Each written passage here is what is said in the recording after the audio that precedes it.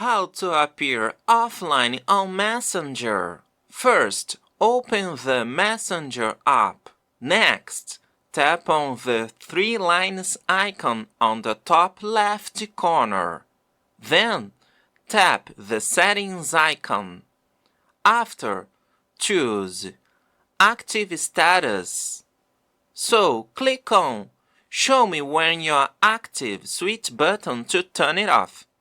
You can set your active status to be paused until you change it for 1, 8 hours, or even let it custom until a specific date or time. Finally, tap Pause to let your active status paused. Touch the subscribe button if you haven't yet to stay tuned on more Facebook Messenger tutorials.